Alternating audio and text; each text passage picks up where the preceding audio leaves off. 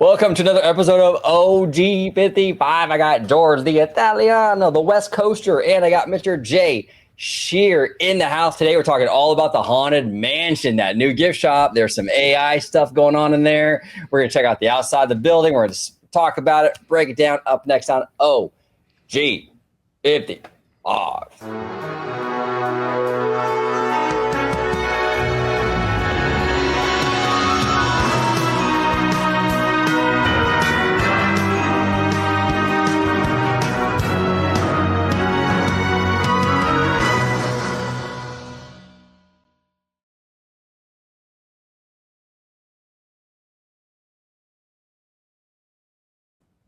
Welcome aboard, everybody, to another episode of OG55. Today we got Mr. Jay Sherer and the Italiano with me. Today we're talking all about the Haunted Mansion. Now, I did call Kendrick Lamar, asked him to be on the show, but he said, you know what?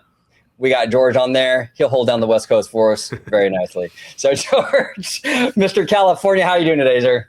Doing good. Yeah, everything's going great, smoothly. Did the move, did everything that this Italiano was planning on doing, and yeah, I'm ready to get her done. Get her done. If you let everybody at home know where they can find you on social media, sir. Absolutely. You can find me on X, formerly known as Twitter, at Disney George. You could also find me on Instagram, Threads, and Blue Sky under the Disney Italiano. And of course, you can find me right here on my home base on Orange Grove 55 with Citrus Corner, with all that sweet, juicy, but sometimes sticky Disney news and info.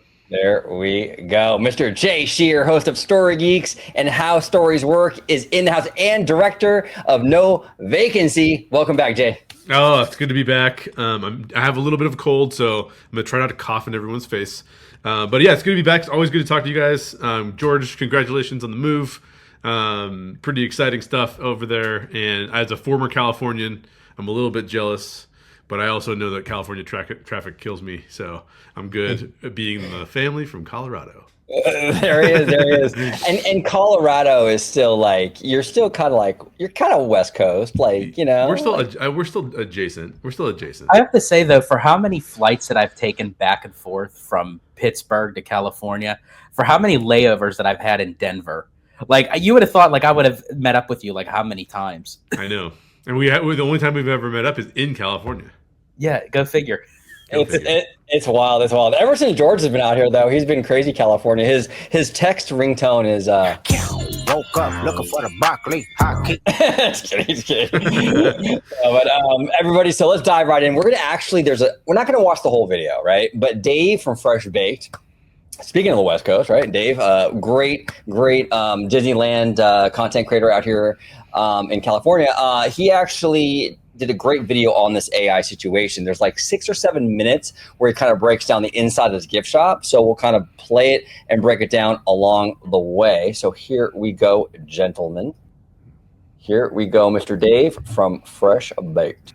Know about planning a trip to the Disney parks. Thank you for that. Let's get back to the show. Of course, next door is the Haunted Mansion gift shop. Okay, let's start off here because Jay, we haven't had you on to talk about this yet, and I know you have thoughts on this gift shop. George and I have talked about it a few times, but what are your overall thoughts on the aesthetics? So this is going to be the interesting part of this conversation is going to be about Disney's strategy. Okay, my opinion's the same as anybody else's opinion. Who cares what I think of it, what I don't think of it? But I will give you my opinion. I cannot believe the hate that this gift store is getting for the exterior portion of it. Because, I mean, our boy Bricky, who we love, is like just destroying this thing on his videos. Which, by the way, well thought out videos. Bricky always does a great job. Even when I don't agree with him, he does an amazing job of pointing out what's wrong and where it's wrong. I actually don't mind this. Like, a few people have said, even Dave says in this video, I believe, because once OG told me we were talking about this, I watched the video as well. And he even says, like, I don't think it's a good transition piece between the two rides. I'm not sure I agree with that perspective. And here's why I don't agree with it. On the one side, you have the Haunted Mansion. On the other side, you have Tiana's. The pairing of the two is not necessarily super intuitive of how you would handle that. But I actually think that what they've done here is sort of interesting. They've made a building that is actually fairly large, which brings down Tiana's from being as uncomfortably big as it is for being the bayou, right? Because like the bayou is not like there's like a bunch of hills in the bayou. The bayou is just a swamp. Right. So I feel like they're leveling out that a little bit. Does it take away from the size or the grandeur of the Haunted Mansion? Maybe, but by the time you see this building, you're way around the side of the. Because I've seen this in person. I was at Disney to see this in person before they added all the details to it. So I'm not exactly sure. I get why it was getting a little bit of hate before it had the extra decor on it. But the fact that you exit the Haunted Mansion queue and you can actually like walk underneath this awning here on the left side of the building from our perspective right now, it's like kind of cool. I'm on a very different page than a lot of the people who just hate this building. Oh yeah, no, I agree with you. I don't hate it either. And I actually I was talking to Danny from Just Ask Danny and Firefighters about this. We were at the parks like a couple weeks ago. We were looking at this building and we were like, I brought that up to him. I'm like, a lot of people are complaining about the size, but the size was, I think, and I agree with you, Jay, it was by design because they wanted it bigger to bring that mountain down. This is the thing, like the mountain element of Splash Mountain doesn't really work as well with the bayou, like you were saying. So what do? Well, you put a structure here that sort of visually brings that down. This is what Disney does best, is that forced perspective. So exactly. I would agree. And then a lot of this stuff, like people were kind of judging this building like it's so bare, it's so plain. And then like 2 weeks later, they started actually adding the theming to it. And you can see now there's a lot of trinkets and stuff. When you go around on that, like under the awning or whatever, they have a lot of cool like little wind chimes and everything, all themed to the Haunted Mansion. So they fleshed it out. It's supposed to be like a horse barn. They even have like here, like with the planner, like these two little places where you can like hook up your horses, with their I don't know what they call those. Horse leashes, whatever. You can tell I'm not a cowboy. So, you know what I'm saying? But yeah, it is supposed to be a barn. But yeah, I agree with you, Jay. I mean, look, is it perfect? No. But it's definitely, in my opinion as well, I don't think it deserves all the hate that it's getting. But what say you, Italiano, before we kind of move on to the inside? Well, I have to say that you two couldn't be more wrong. So no, for me, I am leaning more towards like it's okay. I don't hate it, but I don't like it. It still feels like it kind of sticks out like a sore thumb to me, where I do think it does look much better than when it started out. I love how they added the little finer touches to it. I think it needs to be a little bit more withered down to make it look more older, to kind of tie it into the mansion. But what Dave was mentioning, like it seems like it's like one of those literal like pop-up shops that you just kind of like install and just place wherever. That I could see, because like right off the bat, it just seems like it's just in an odd position between the mansion and Tiana's Bayou. And it feels like the scheme of it is trying to match the mansion, but not trying to go further off of the Bayou. So they're trying to create like this hybrid thing, and it's just not working for me. Okay. You know what I would say, OG? The thing I think that's not working about it is actually not the building itself, in my opinion. And I haven't watched part 2 of Bricky's video yet, so he might bring this up. I'm not sure. But if you guys remember, what is this, a year and a half ago, maybe 2 years ago, they cleared this area out because there used to be the planters over by the Haunted Mansion, where like they widened the road, the walkway, right? I don't know how long ago that was, but the point I'm trying to make here is that this is the part that's more awkward about this building is that there's not a lot of foliage, there's not a lot of planters, there's not a lot of things that would say like, oh, it's blending into one of the two areas, because there's other things around it. So the weird part about this building is that it's standing forward a little bit further, it's closer to the walkway, there's not a lot around it to make it feel like it's a part of anything else. That's the one complaint I would have, is that it's not really blended. You know what? That's a great point, Jay. That's actually a fantastic point. And that might be the problem, because when you look at the two structures on both sides, the Haunted Mansion and Tiana's, both of them are heavy on the foliage and the trees. Yes. And then you have this structure that, like you said, sticks out and has very, very little. So if they just added a few trees, like maybe like in front over here, Yep. That might kind of bring it into the rest of it. You know what I'm saying? Or if they'd even maybe done like a cobblestone out in the front of it to make it, I was that just gonna cobblestone say, could stretch out. Yeah. The ground should be different than what the regular walkway should be. Yeah, it should be its own kind of. That I agree with. I think that probably would make me like it a little bit more, because probably to the naked eye, the ground is just matching up to the regular pathway in between both lands, and you just have this thing just kind of bobbing there like an unflushed turd, you know.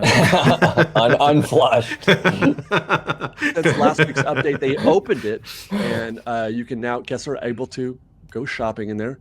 There's nothing updated to the exterior. There's nothing new. The same planter, same horse. Where you got where you can hook up the horses. That's what I had the problem with too, Dave. I get it, man. It looks aged, but still new. It still looks new. And you can now go in. There's some little Raleigh crump for you. That's a sign that was out front before. But yeah, the gift shop is open. Let's take a look around and see if we can observe it. It looks nice, in my opinion. I like the interiors. I think that's the interior is very haunted mansion-y, like the aesthetics. It's kind of, and I think he even brings it up in this clip, if I'm not mistaken. If not, it's in the video somewhere, and I'll link the video down below so you can check out the whole thing.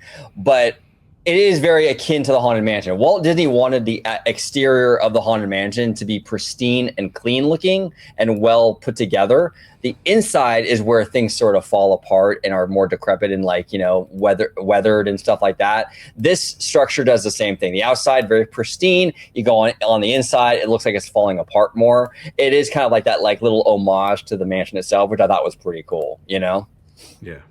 Can I just say really quickly about Dave? Yeah. Having been a pass holder for over a decade, Dave's excitement, especially when Disney's doing things well, like he did a couple of videos recently where he's basically talking about how almost everything is open and Disney is firing on all cylinders. And I'm like, it's so fun to watch him get excited about that. So shout out to Dave. Please keep doing that. That's awesome, brother. I appreciate it. Yeah, no, 100%. Dave is awesome. He is like the Disneyland guy. I love watching his content. Like you said, his passion for it is contagious and just really entertaining stuff. So yeah, huge shout out. I think it's well themed. There were some folks who wanted it to be a little bit more Haunted Mansion themed, to which I would say this is not a Haunted Mansion. This is Leota's. It should be a Leota's theme, and it should look a little bit more like it's in a bayou type arrangement or just something. It's not supposed to look like the Haunted Mansion. This is Leota's gift shop. Leota doesn't live in the mansion. She's not a resident of the mansion. Her office, her place of business is not inside the mansion. I've been advised that this crystal ball is attraction used from back in the day. That used to be an actual crystal ball used in the attraction. And I've also been advised that the lamp that's hanging above it is also seance room used back in the day. It's been in storage. It's been archived for many years, but they brought it out. Okay, so outside it doesn't look particularly aged, but inside it does. That wood does have a definite been here a while look. This is all affected though. This is not actual, old wood. It's actually steel. The interiors are steel, but they did a good job of that. And this kind of reminded me of the famous observation that Walt made, because they wanted to make the mansion originally look run down and beaten. And Walt had said, I want the outside to be nice. We'll make the outside nice because I want it to look good for guests. We'll let the ghosts take care of the inside and have that look old and scary. So you kind of get, I guess this is sort of I'm doing a little mental gymnastics to sort of make sense of why the outside looks the way it does versus the inside. Take that for what you will. I'm not trying to defend it. I personally don't like the way. No, well, I don't even think it's mental gymnastics, though, to be honest. I think Dave is absolutely spot on. I think that's exactly what they were doing. I think they were trying to do what the Haunted Mansion does, where the outside is clean and the inside is run down. I think it's a pretty clear-cut sort of decision. You know what I'm saying? The outside looks at all. I'm not a fan of the barn exteriors at all, but I do like the interiors. It's nice. It's fun. There are a lot of calls to the mansion, though. You can see there's the harpsichord up there. Always look up when you're in a gift shop, and you can see other theming elements. This is the nightmare. The other plus to this structure is before they would clog that whole area with those outdoor vending carts that were like just shoved over there. And I don't know, it always kind of took away from the area, in my opinion, to have all those carts out there like that. I like how this gift shop now sort of cleans all that up. Now the Burbank, the bean counters have a place where they can sell all the haunted merch, stuff that they want in here, and it's all in one spot. It looks visually more like together and cohesive, and honestly, and have great theme. I mean, because with the vendor carts, it's basically just carts with Haunted Mansion merch on it. Now they have something that can tie into the storytelling of the mansion itself. I mean, but do I wish that they would have done something than a Wayfair delivery? Yeah, absolutely. I would have loved like something a little bit more cohesive. But I do like Jay's idea where if they would have used like brickwork or cobblestone kind of pavement, and then maybe put some foliage around it to kind of blend it in between the bayou and the mansion, I think that would make it 100 times more better. Yeah, no, 100%. And the other thing with the carts too is it had all the modern merchandise out on display. This is me being like a totally like douchey Disney nerd, okay? Like, so bear with me here. Like, the normies don't care, but like you would have like bubble wands and stuff like out there. It kind of takes away from the whole ambiance a little bit. You know what I'm saying? Really quick too. Sure. The one thing I would like to hear, I think this would clear some things up for me personally, is they have this like carriage house / barn, right? I'm a little bit maybe confused about why Madame Leota would set up shop in a carriage house or barn. Like, what's the point? Like, so now if there's a story behind it, like for example, maybe part of it is like there's an old decrepit plantation, and the plantation owner wanted to have a fortune teller on his property, and so he hired Leota to come into his barn and tell him what his future was going to tell that story, okay? But then also maybe design the surrounds in that manner, because when I think of carriage house, I instantly think of the Headless Horseman. Right? Yes. That's kind of what I start to think of. And then when I think of that, I think of these big ominous trees that go over the top of it, right? And dirt roads with cobblestones when you get into the city, and I don't know. I think there's things that they could start to tell here. I just feel like we're still doing stuff with this kind of phase of this piece of things. So I'm waiting to see what they kind of do with it a little bit more, and I hope we get a little bit more story here. That's a fantastic point, and it's actually the obvious point, but I never connected the dots like that. I mean, it's a barn. What the heck is Madame Leota doing in there? Right, exactly. Okay, you just solved the film theory. Madame Leota is the Headless Horseman. There exactly. it is. There it You is. heard it here first, folks. There it is. Two serpents, I guess, two snakes facing off against one another. And then next door to that, I got to look at those books. I didn't get a good look at those books. I'm going to check those out. There's others we can see. And then here's a reference to the demon clock just prior to the clock you see just prior to entering the seance room. There's the horn.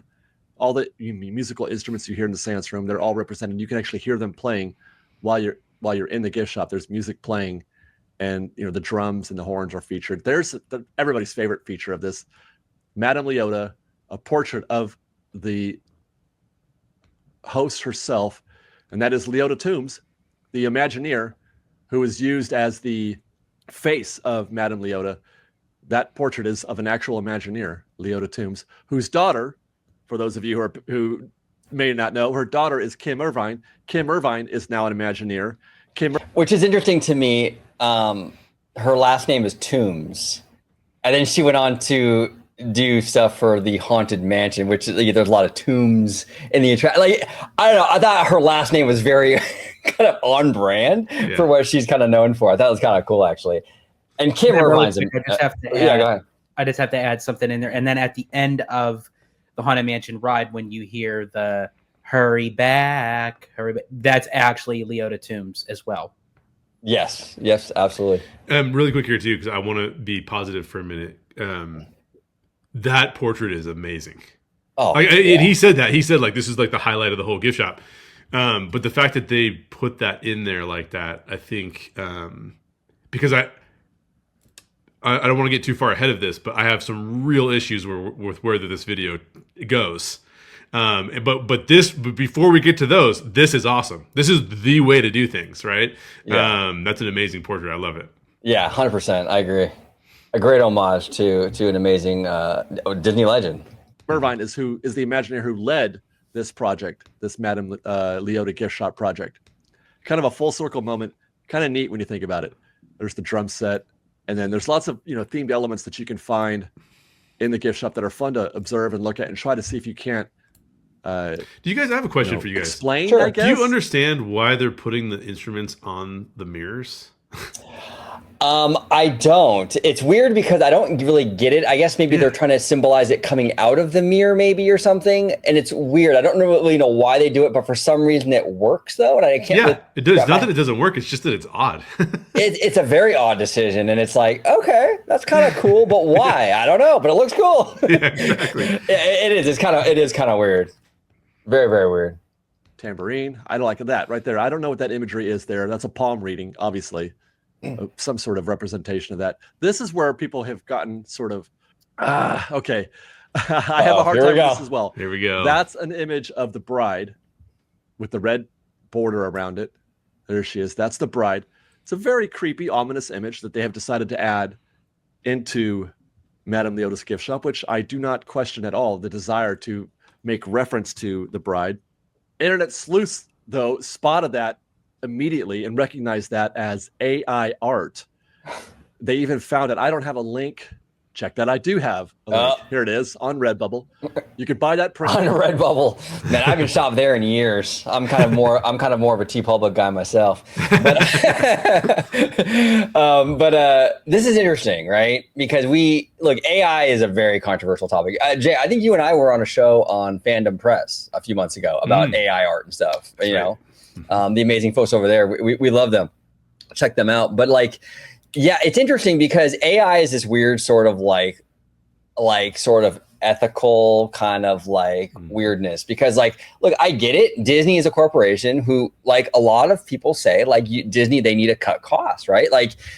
Their budgets are overblown, not just with the studio side, but even Imagineering. Imagineering has had bloated budgets for years. You know what I'm saying? You'd be shocked at how much something like the rocket rods cost Disney, and it was that thing barely had any theming to it, So I get it why they would use AI because it saves money, it saves you an artist and the whole thing. But at the same time, though, I think it's a slap in the face to the artists of Disney who you could reach out to. I think opting for the AI is an issue when you have real people that you could pay and support real people. So it's a weird kind of dilemma that we have here with this AI stuff, where the corporation, I get it, they want to save the money, but at the same time, it's an insult to the creative team, and that's not a really good look. But Jay, I'll start with you. What are your thoughts on this whole thing with AI in the gift shop and just the overall kind of idea of them even doing this?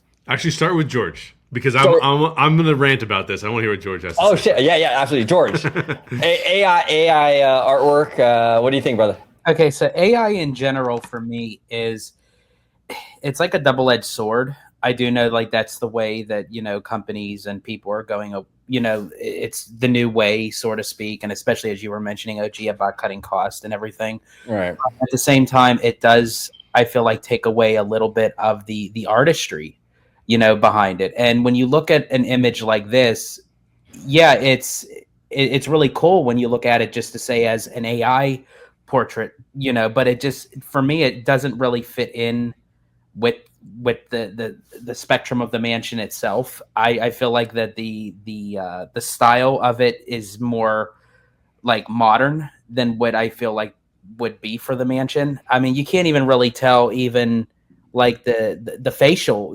recognition of anything. You'd have to zoom that in, how many folds, and I probably because they have the veil over it, but I would have done something a little bit more detailed. I mean, we were just talking about Leota Tombs, of how that portrait is significant to the mansion and how detailed it looks. So you have something like that, and then you go into something like this, and it's like, okay, they were going the right route, but then why would you kind of? It feels like they're moving backwards by moving forwards with AI. Well, and here's the and this is actually her back door, so you wouldn't see her face from here. That's actually her backside. No, that's the back. Okay, I thought it was looking forward. Okay, so even more like to me, that's it.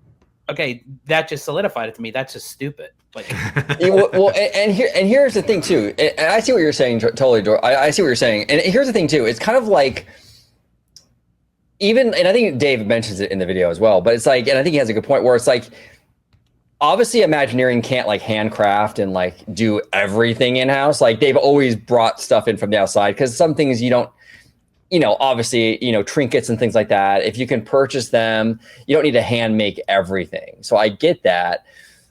I don't know. It's kind of a judgment call. Like, but on art like this, I mean, you are the Walt Disney Company. You have you have so many artists who could knock something out really cool. It's one painting in a gift shop. I mean, this is the thing that the Disney Company should excel at. I get it. They don't want to make like the candle holders or something. Okay, yeah, go to Home Goods for that. I get it. That's fine. You know what I'm saying? You don't need to hand carve those. That's well, that's where they got the actual building. Home Depot. I mean, Home Goods, yeah. But like you have to pick your battles, is what I'm trying to say, right? Like, so the candle holders or like some like scarf or like whatever. Yeah, I get it. You can go and get those, at a regular place somewhere and put those in there. That's fine. But something like this, I mean, you have an entire company with thousands of artists that can knock something out like this. Why not utilize your even third-party people where they get the artists from the Festival of the Arts that they hold down at Epcot? They do amazing, brilliant work that looks 10 times better than this. You don't even have, honestly, I'll even take it a step further. Then I'll go to you, Jay, real quick. You don't even have to hire a new person to do anything. You don't have any Mark Davis art lying around that you can even not the original, obviously, but to duplicate some Mark Davis art. I'm sure they have something in the archive of Mark Davis. Yeah, that would have done much better. Raleigh Crump, anybody that's done any artwork on the mansion that was like kind of like deep cut haunted mansion art, why don't you put that on the wall? I mean, that would have been a better option. But what say you, Jay? I'm very curious to hear your rant on this, brother. So I have two stories to tell before I even get into like more of the details of what's going on here. Two stories. First story. Before you start this, let me order my pizza real quick. Yeah, order your pizza. Everybody's reclined in your seats.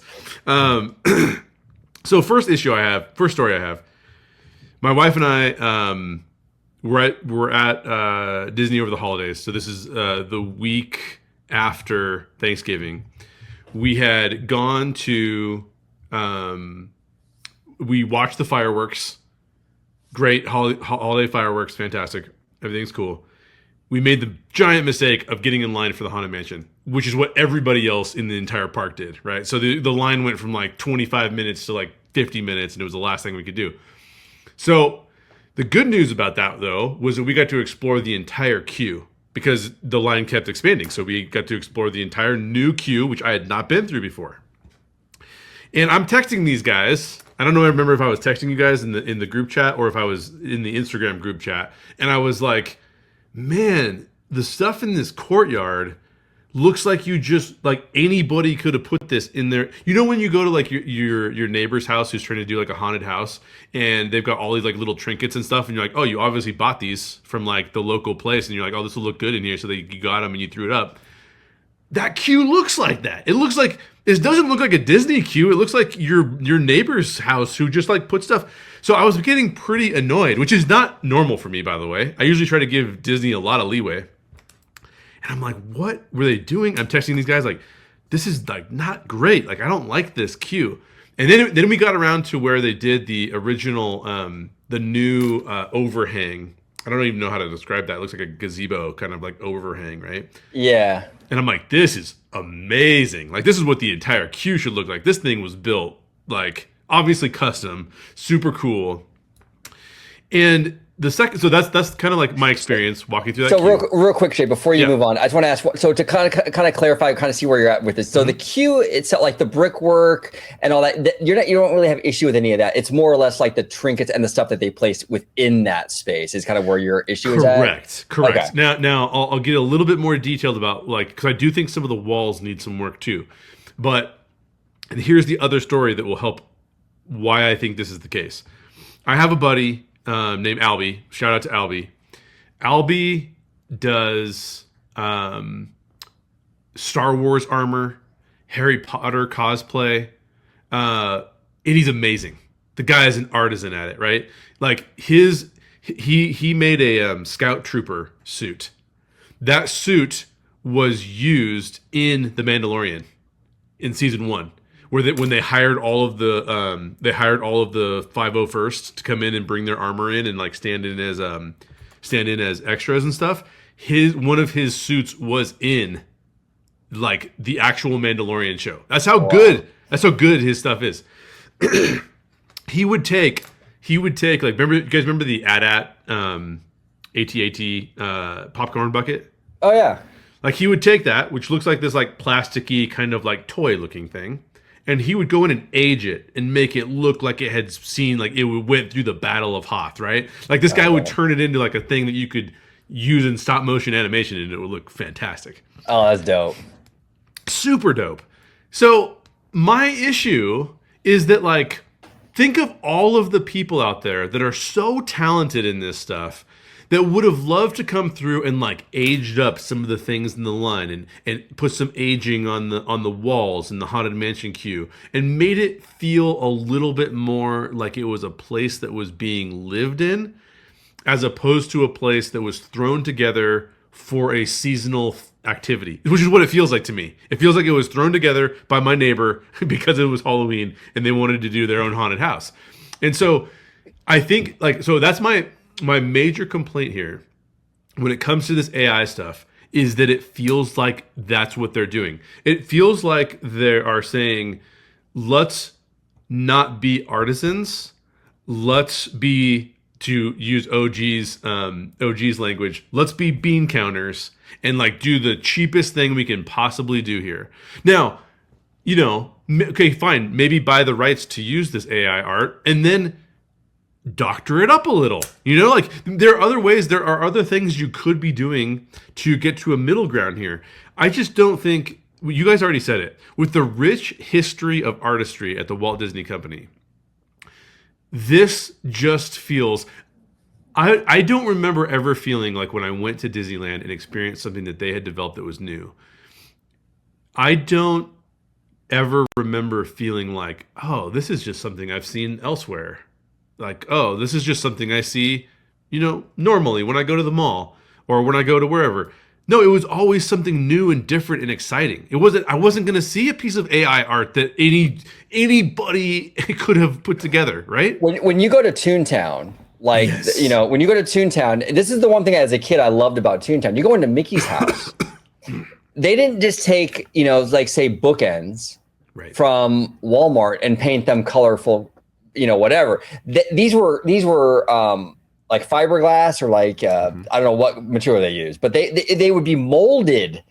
Like the books would be like fat and chubby and molded and bent like a cartoon book. You know what I'm saying?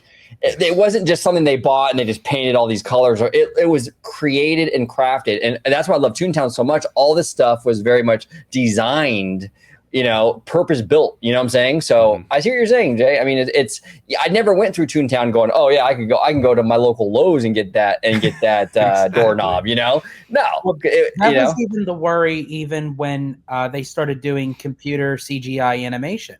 You know, when they stopped doing the 2D hand-drawn animation, people were thinking, okay, this is taking over the craft and the artistry of the animators, where a lot of people are saying, okay, no, they're just using computers as a tool. It's still the artist that is creating these characters and these backdrops and what have you. But when you do something like this, yeah, anybody and their grandmother can do this. You just pick up your phone, download an app, type in keywords, and boom, there you go. You have, it feels a little bit of a cop-out to me, and I feel like that Disney should hold themselves to a much higher standard than just clicking a few buttons and saying, okay, here's the artwork. It's yeah, exactly. And it's like, it's all about picking your battles. You know, I get it. Like I said earlier, like there are certain items you can do that with and get them store bought and throw them in there. But artwork, and you have like 100 years of legendary, the best in the industry. I mean, the 9 Old Men. I mean, Raleigh Crump, Mark Davis. You can pull from anything Disney. But you go on Redbubble. You go on Redbubble. Yeah, it doesn't make any sense. It's an insult to all of the amazing Disney artists that have existed over the years and that still exist today. And it's also just like so I imagine, so you brought up this point earlier, OG, and I think this is like worthwhile to at least mention. And that is that Disney is often criticized for the amount of money that they're spending on things. Yeah. Now, let's be a little bit more specific about that. Disney is criticized when they don't make a profit when they spend a lot of money. Because who cares if they spend a lot of money and they make a lot of money? No one cares, right? Everyone's happy. Yeah. So the interesting thing here, and I find that this is like I don't know if this is a new thing or it's because we have social media that makes it a lot worse. And it's probably that's true, that social media is the bigger problem. Because there was nobody in 1995 when OG and I were teenagers and George was just a little grammar school kid running around. Baby Italiano over here. The baby Italiano, that's right. With an Italian flag diaper, you know? Oh, yeah. And a full chest hair. Exactly. But there was nobody that was going around the parks that was the Dave of Fresh Baked showing us everything that's being adjusted every single day. Right. And so I think that there's this weird thing where like it feels like they're releasing stuff faster than they're ready to release it. And maybe they've always been doing that, but by the time you got there, it didn't feel that way because by the time you got there, it was like, oh, it's complete, right? But now like we are seeing it in real time where it's like, look, we got to put something up there. Okay, $22, throw AI art up there. We already have an artist that's commissioned, but he's late or she's late in her delivery of the art that we really want, right? So I think there is a component to this that you could make an argument that like, well, maybe social media is the bigger problem. Maybe this is just a temporary thing to get us through to a better thing. And I do trust Disney a lot in these ways because they've done a really good job in a lot of different areas. I mean, Toontown and even the new updates that Toontown has done recently is pretty awesome. I mean, I know that there's some people that complained about the sign, like, oh, it's not as cool. I'm like, dude, that sign I think is awesome. Yeah. So, to each their own. But I think this is particularly egregious for all of the reasons that we've already mentioned. And I just hope that they don't keep going down this road. George, you brought up a good point. Like, technology does change, technology does advance, but the fact that so fine, technology does change, technology does advance. Which Imagineer did you pay to create AI art to put in the Haunted Mansion? Oh wait, you didn't? You bought it on Redbubble? Like that? Okay, come on now. That's not cool anymore. Like, no. And as soon as you start to figure that out. By the way, the aesthetic of that painting does not really match anything else. That has like a whole. I don't know. More like an HHN at Universal kind of vibe. You know what I'm saying? It has a sophisticated vibe. The rest of the decor in there. I know that this term is sometimes offensive to people, and I apologize in advance because I don't know another term to utilize to describe what I'm going to describe. But Madame Leota definitely has that fortune teller, like gypsy type of vibe, and that AI art does not have that vibe at all. You're like, well, I don't know where she would have got this piece of art, right? Like that AI art does not fit in that space, which then again makes me wonder if it's just temporarily placed there for whatever reason. Well, and as you were mentioning, Jay, that's an insult to today's Imagineers. Because when you go back and you look at the history of what Imagineers are capable of doing, like we mentioned with Raleigh Crump and Mark Davis, who were animators. Like literally, they were animators for the studio first that turned Imagineering for the parks to Okay, yeah, as I said, just click on a few buttons and boom, we have a portrait. Yeah, like how does that make the Imagineering team today look? And people are already up in arms with WDI, thinking that they're not talented, they're not utilizing their skills properly when, we're fighting for them, saying, you know what, they want to do this stuff. I mean, look at Fantasy Springs over at Tokyo. They are capable of doing this stuff. So if they're Give 'em a capable chance. of doing something like Fantasy Springs, but you're not going to let them do a simple portrait in a haunted mansion gift shop. Yeah, it's crazy, George. And here's the thing too that's really sad, and this speaks to the overall AI argument. I was scrolling through Instagram the other day, and there was an ad for content video creation. I get a lot of those. I think maybe because I subscribe to like vidIQ and stuff because I make videos, right? So the Instagram algorithm knows all, basically, right? So I get this ad, and it says you'll never have to make another video again, and our app will basically take your voice and your image, and we'll do the video for you. Essentially, I guess you feed it a script or do some whatever it is with this They do the app. same thing with singing. I'm not a singer by all means, but there's an app that I could put my voice into, and it'll turn me into a professional singer. Yeah, and I'm like, or they have one apps where you can literally just talk into it, and now you're speaking, German or Chinese, right, in your voice. But it takes away when you have an app that will literally take my likeness and my voice, and I can create content without actually making the content. It takes all the human element out of it. It takes all the soul out of it. There's something to be said about creating something, and it just feels different when you feed it through a computer like that. It can check all the boxes, but it's never going to feel the same. It's really interesting you mentioned that because when I was pretty sick the other day, and I was just laying in bed. I'm like, what am I going to do with myself? And I watched the John Williams documentary that recently came out on Disney Plus, which I hadn't watched yet. And if you are at all a fan of John Williams like I am, you will love that documentary. Fantastic documentary. Amazing human being, John Williams. I mean, the guy is just unbelievable. And they talked about his process for doing music. And his process for doing music is very it's very detailed. He's like writing on these pages, and he's writing everything down, and then he would go to the directors and show it to the directors, and the director would be like, well, what if we change it this way or change it that way? And he'd come back with new pages the next day that he'd written out, handwritten all these notes and stuff. And then and he actually at the end of that video says, like, I have nothing against anybody who's making music with technology, with computers, whatever. He goes, I just hope that we don't lose something by going that direction and not going in another direction, right? So I watched that documentary. Next day, I'm like, oh, this new Avicii documentary is on Netflix. And I watched the Avicii documentary. Seems like an amazing dude, right? Super talented, and you watch this documentary, instantly likable because he's a very anxious, like self-conscious kind of person, but he's making music and he's making all these people happy, and he's making people like the Italiano fist bump, and and you really get this idea that, like, oh, that's really cool, but here's John Williams, who's been working with his hands and not technology and instruments for 90 plus years. This guy's been, well, he's alive for 90 plus years, but 80 plus years he's probably working with these things, right? Yeah. And then you see this documentary about Avicii, and Avicii, very sadly, RIP, has passed away.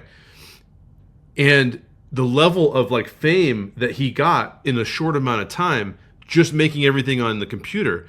And it talks about how he made all of these hits on the computer, and then he tried to go more into, like, I want to be more like organic in the way that I make things, and he started hiring more musicians, and he wanted to learn how to play the piano. And there's something to us getting lost as humans if we just start to rely only on the technology. And by the way, I'm not an anti-technology person. AI is going to revolutionize a lot of things, but let's not lose the heart of what it is to be an artist. Let's let the AI take over cleaning our houses. Let's let the AI take over the elements of life that are more arduous. But when it comes to the pain of creating great art and the pursuit of creating great art, let's not let the AI take that from us. Let's retain that at least, so that we can hang on to the human. There's something. This is what I talk about a lot when I talk about filmmaking. There's something to the shared human experience. And can you utilize technology to create a shared human experience? Yes, and Disney's been amazing at that. Over the years, they've been innovators in that space. James Cameron has been an innovator. George Lucas has been an innovator in that space. However, don't take the artist out of the loop. Keep the artist at the center of the loop to be able to create those things. And I think that's going to be really important moving forward with a lot of what we're looking at with these artistic pursuits. And that's very true, Dre. Like when you think of the films like of Avatar, you don't say, okay, like obviously it's technology that is forming the film, but anytime someone mentions Avatar, who's the first person you think of? You think of James Cameron. Yeah. When you talk about Star Wars, you think of George Lucas. When you talk about E.T., Jaws, or Jurassic Park, you automatically think of Steven Spielberg. So it's these people. It's not the technology that's doing the craft for you. It's the artist utilizing those tools of the craft to create something of a vision that they want to do. And the human being putting their fingerprint on something makes all the difference. Jay, you said with your short film No Vacancy, a lot of times the cast would improvise or say something like, "Oh, that works. We'll use that." You know what I'm saying? You don't get that with AI. You don't get that human element where even with Star Wars. I love you. I know. That wouldn't happen with AI because it's going through a computer and all the data points and stuff. That was Harrison Ford's unique personality and his, that was, 30 plus years of his life experience kind of coming out in that one moment. You don't get any of that with AI, and it changes the product. It really does, And my fear is that as a society, we're not going to know how to control ourselves. Yeah. I mean, that's already a problem, right? Like, you look at the advances of technology and you already realize, like, how we have not been able to figure out what's good and bad for us in regards to technology. We spend, and I'm very guilty of this, way too much time on my phone that I don't need to be spending on my phone, right? Yeah.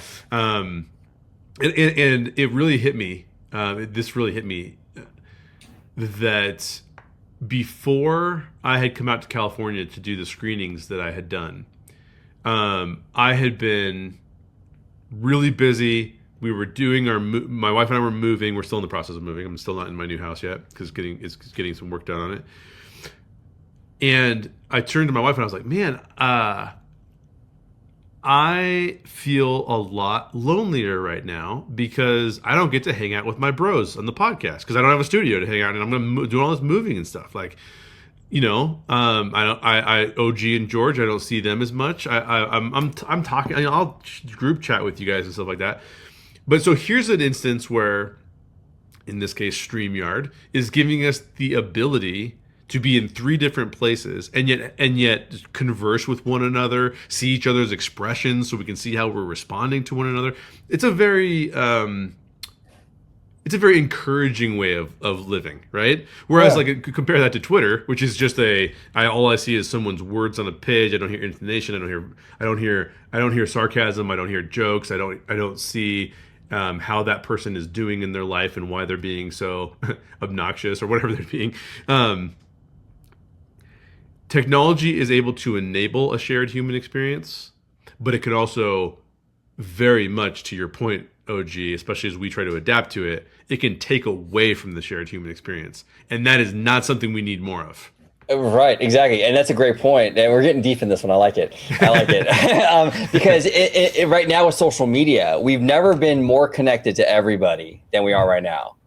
Literally, I can shoot a tweet to James Gunn if I want, and he might even read it. You know what I'm saying?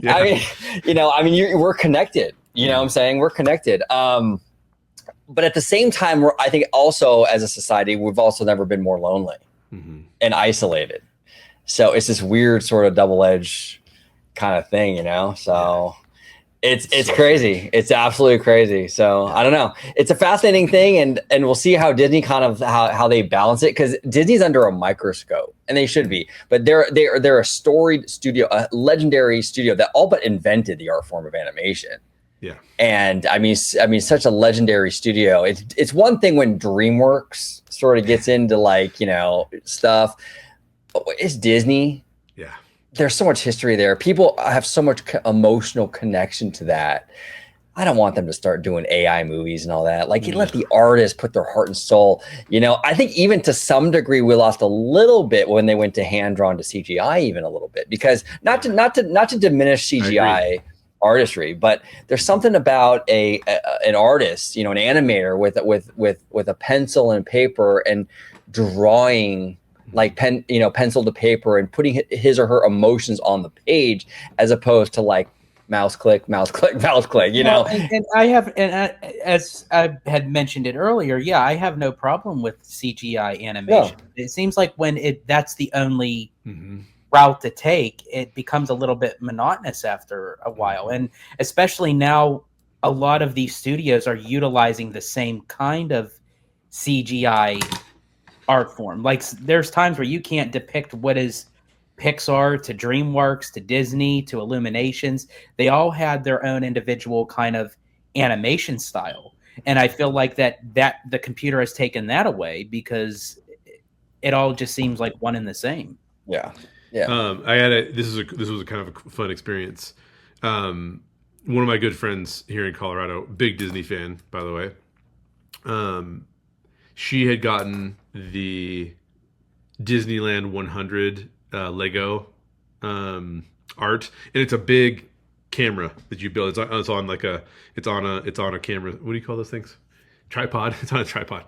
And she was showing me all the little details of it, and it actually has one of the details where it has the 3 plates of the I can't remember what they call that. I wish I could remember the name of it off the top of my head. George, you should know this. What is it when they developed the technology so they could have 3 different plates of animation so they could zoom through it? Multiplane. Multiplane. Thank you. I knew you guys would know. And I was like, oh, did you know that Disney invented this because they wanted to be able to zoom you in without just making the picture bigger, but make it feel like you were traveling through 3-dimensional space. And it was this is somebody who has taken great detail of putting something from the Disney history into this thing.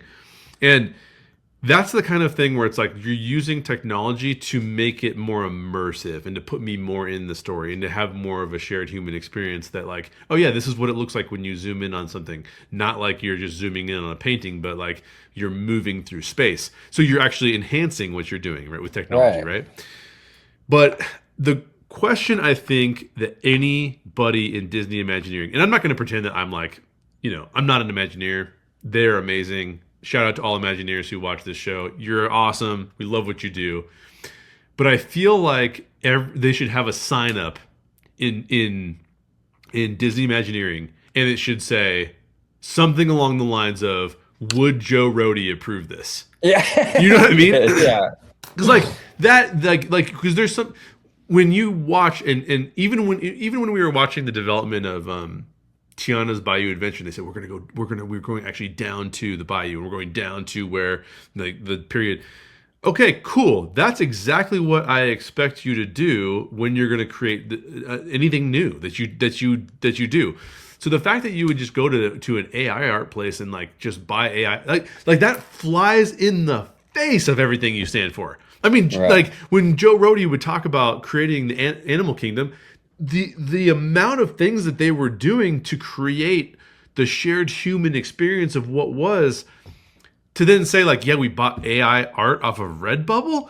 I mean, it's just unimaginable that they would that the same company would do both things. Yeah, it's insane, dude. It's absolutely insane. I mean, Joe Rody was traveling the world and picking up these little trinkets from all these little countries and bringing it back. And I mean, it was incredible what he did in the research and the love that went into that park. And it shows. It's my favorite park at Walt Disney World. I loved Animal Even Kingdom. just the multi-talent of Joe Rody, where you could give him a project and they are completely the opposite of one another. You look at Pandora to Mission Breakout to Alani. They all have their own significant styles that is the format of whatever the storytelling is supposed to be for that.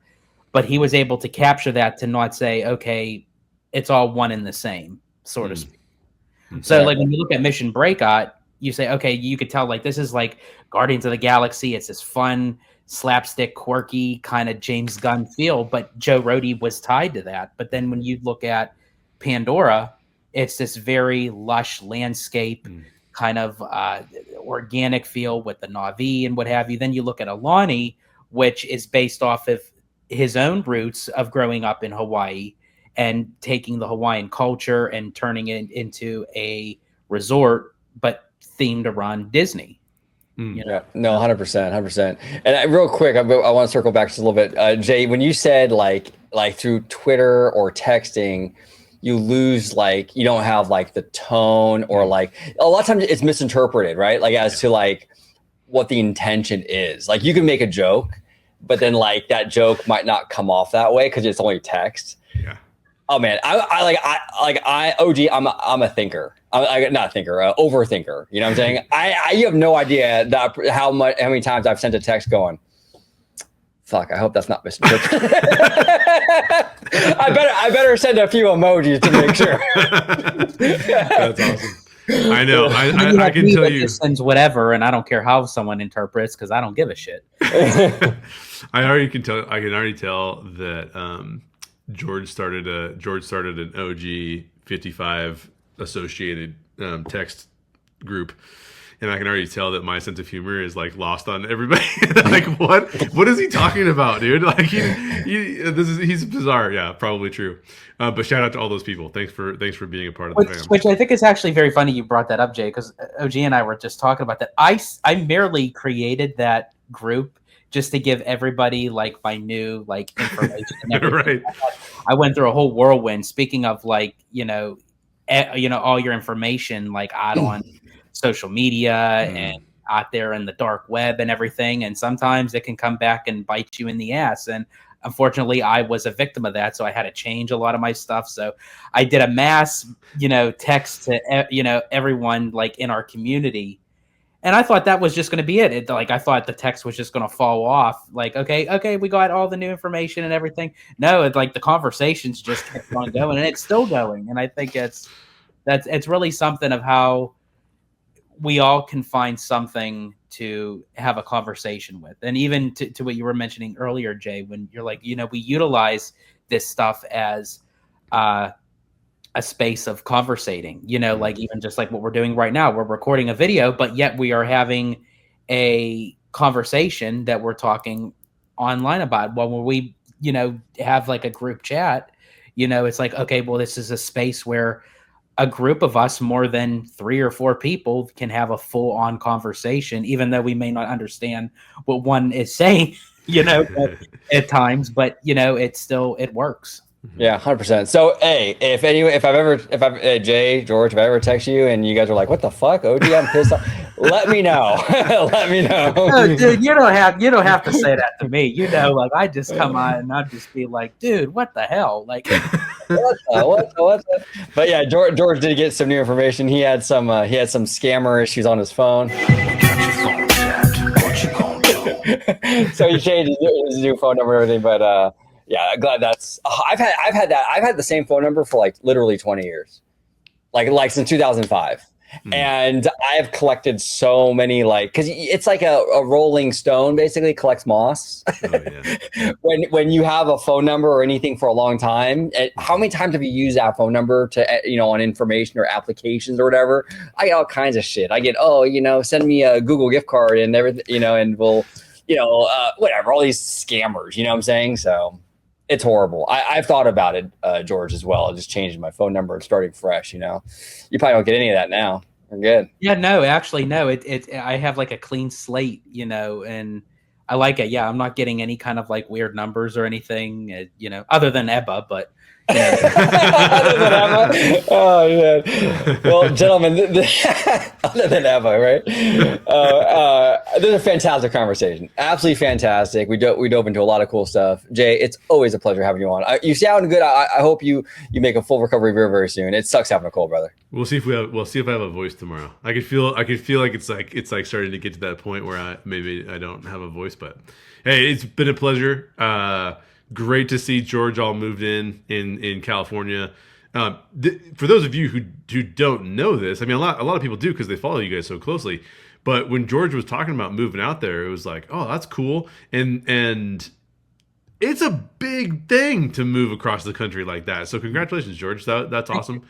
Especially since I've never done that before. Like I was born and raised in PA my whole entire life. Like the biggest move I think I've done was go across the other side of the bridge. Like that was like the biggest going move. Downtown. Downtown. Downtown. I just hope he doesn't lose the accent. He's got to keep it. You gotta keep the accent. You have to. Yeah, you gotta keep it. If George shows up and's like, "What's up, bro? It's all good." Yeah. Yeah, what you do, George? I start pulling like a Madonna, like when she moved over into England. Please, just like Denozo me NCIS upside the head, please. But Mr. Jay Sherer, where can everybody at home find you on social media, sir? You can find me on Instagram, although I don't post a ton on Instagram. I mostly try to post like a few family updates here and there, but mostly like whatever we got going on with the film. Which, by the way, Sam, fan of the show, Sam, shout out to Sam. He watched No Vacancy the other day, sent me a message that he really liked it. So thanks, Sam, for the feedback. Because he saw the member video. So if you want to see No Vacancy, you can go become a member of OG55, and then you can see our breakdown and our conversation with the cast, which was really super fun. And then you can also catch me I will be at the Chandler Film Festival in Chandler, Arizona, at the very beginning of February 1st. We have a screening out there, and I was just notified today that we are nominated for an award at that festival. So I'm going to show up to the award gala the next day. I don't know that I have anything to wear for that award gala, so I gotta go look a little bit more sophisticated somehow. But anyway, yeah, you can catch me out there, and otherwise just catch me right here on Orange Grove 55. Yes, absolutely. Yeah, and become a member today. You can check out No Vacancy. It's in the member videos. We had the cast and crew, obviously Jay included, and we watched their short film, and we broke it down, and we just had a really good time. That's one of my favorite videos that we've ever done. Yeah, I love it. It was awesome. It was amazing. And I know we've already mentioned this on this show before, but OG hosted one of our screenings in Orange County. And I will say that viewing was one of my favorite viewings that I've ever seen of No Vacancy, because the theater did such a good job of putting it on screen in a really like cool way. Because I've been to one of the theaters we played at, like the screen was curved, but our movie's not made to be on a curved screen, so it's all like wonky, and you're like, that's really stupid. You made it look really dumb. But that theater was great. Shout out to Regency Theaters, because they were really helpful in doing both of our screenings. And we've only done private screenings. You have to be a member to watch, because as it's on the festival circuit, we're not allowed to release it publicly. So if you do want to see it, you can check it out when you become a member.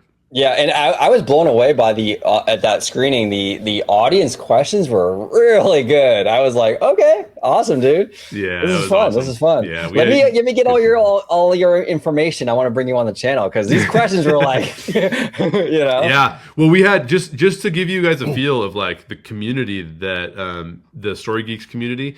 Brian and Barbara Dillon, Fan Base Press, they showed up to the Pasadena event. Hadn't seen them in person in years. We had Nick Duke, former co-host of the Story Geeks podcast, Daryl Smith, Justin Weaver, co-host of the Story Geeks podcast, all came to a screening. So we had a lot of Story Geeks in the audience, which made for really good questions. We did. We even had the one and only Mr. Josh, Modern Mouse. Oh yes, Modern Mouse Josh was in the house, and shout out to Josh. I don't know if you know this, OG, and if you guys watched the movie by becoming members of OG 55 and gaining additional benefits that come along with being a member of OG 55. If you watch the film, all the magazine covers that you see in the film and some of the newspaper clippings and stuff like that, Josh Taylor of Modern Mouse designed all of those. That's incredible. Yeah, that is absolutely incredible. Job. And talk about like partnering with somebody to try and get it right to where it actually looks like a magazine cover, where it actually looks like we were putting time and energy into that, you know. Now there, unlike the AI portrait up in the yeah, why didn't Disney give Josh a call? You know what I'm saying? Like, I know, that's the thing. Well, I did have to. This is a completely different story, but I did have to use one thing for AI because I wanted there to be a photograph of one of the people, and I had to use AI for a photograph that I was trying to do. It's the only AI thing in the entire film. But even that, we were like, we got to make this more human because it doesn't look. It still looks a little AI, so we actually drew on the photo, like to make it look like somebody, you know, take away the things that made it look like AI and made it look more like it was like a human produced thing. But so I'm not. The final conclusion I have is AI is not bad, but what we do with it could be very devastating. So 100%. Let's be good about it. 100%. Well said, Jay. I actually have a video. I think it was a Downtown Disney video, if I'm not mistaken, from like 6 or 7 months ago. And I ran. It was like Microsoft AI or something, right? And I was like, oh, I want to mess with this a little bit and play a little bit, right? And I have a Mickey Mouse on there, and I didn't even realize it, but it's AI, right? And Mickey has like 7 fingers. I'm to this day, Jay, I'm still getting shit in the comments. You use AI in your thumbnails. I gotta No, I'm horrible with that because I played around with it myself, like with a lot of the characters. Like I'll type in something like with Chip and Dale or something, or Donald and Huey, Dewey, and Louie, and see just what comes up. And yeah, there are some like wonky things. Like they got 3 eyes and 12 fingers. It's like, geez, man, their mom knew their cousin too well. Yeah, exactly. But thank you for joining us, Jay. It's always good to have you back, brother. Eddie Italiano from California.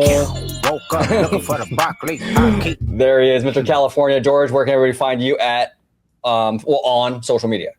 Absolutely. You can find me on X, formerly known as Twitter, at Disney George. You can also find me on Instagram, Threads, and Blue Sky under the Disney Italiano. And of course, you can find me right here on my home base on Orange Grove 55 with Citrus Corner with all that sweet, juicy, but sometimes sticky Disney news and info. There we go. Thank you all so much for watching this episode of OG55. Comment down below with all your thoughts on the Haunted Mansion gift shop, Madame Leota's, the AI art. Big shout out to Dave from Fresh Baked for that amazing video. I'll be linking that down below. Also, thoughts on just AI in general and technology. You know, we dove into a lot of that as well. Now, I'm very curious to hear the community's thoughts on all that stuff too. So great conversation, fellas. Thank you for joining. And until the next time. Thank you for watching OG55. If you aren't already, consider becoming a member today.